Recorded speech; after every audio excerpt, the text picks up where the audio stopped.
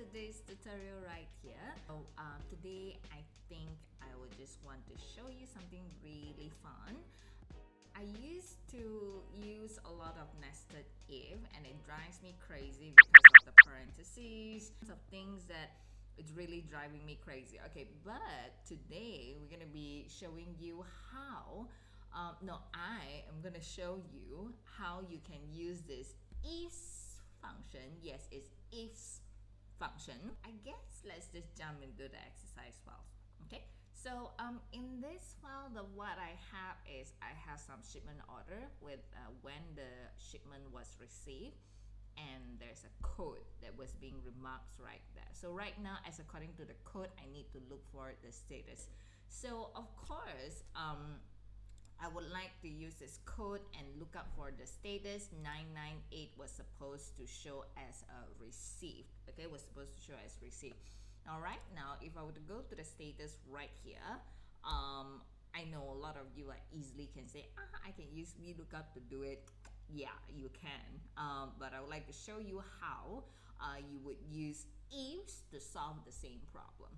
Okay, so of course, what we're gonna do is we're gonna run through a function called, we're gonna be using this function called ifs, and it becomes so much easier. All you gotta do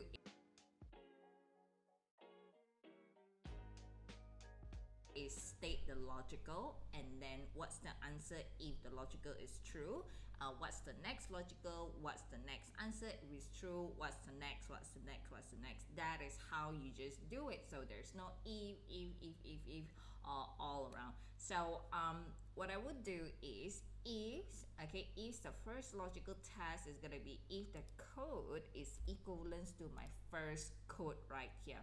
So we all know that as we start referencing towards to a certain area that it comes to this, I would usually call this like a library. Okay, like a library which everyone would reach out and get information. So for this G tree, which is from the little library, what I would do is I would advise everyone to turn it into an absolute reference, which is just fix it right there, or else when you start copying the formula downwards, you just start shifting and moving towards to the relative cells as accordingly, so which is not going to be good. So I think what I would do is I would just press F4 to lock it or to freeze it, or you could use in any ways. The most appropriate way, they will call it as absolute. So I'm turning this G tree, the cell, into an absolute cell. And so this is my first logical. So once I'm done with my first logical, what's next? What is the answer that you like to return if this logical is true? Hence my answer is going to be pending. Remember, it's from the little library as well, so I'm gonna F4 and lock it. If your F4 doesn't work, just pair it with Fn F4, you know, the function key F4. Once in my class, there's somebody press F and 4 and doesn't work that way. You have to look for the function key F4. All right, so we're done, practically done with the first condition, and all we have to do is just continue.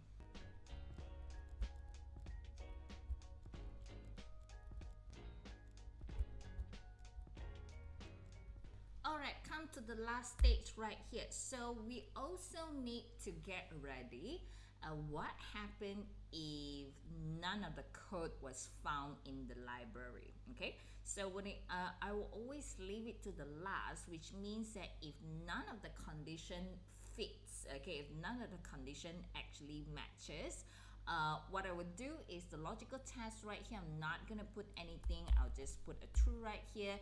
If you guys just happen to jump into this condition, I would just say, okay, it's invalid. Okay, it's invalid, and that is just for last resort. Okay, invalid. Okay, so once I'm done, I will just hit enter, and then from here, I would just double click, and there we go. Some things that we didn't do right. 808. Let's check out what's going on. I've forgotten to turn this H4 into an absolute cell. Just modify it. Okay, so we're cool now.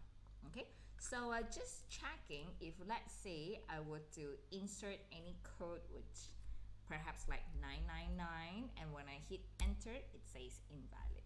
So that's how you're gonna use it. Okay, so I hope you guys learned something throughout this short lessons right here, and I hope you had fun playing around with it, and I'll see you guys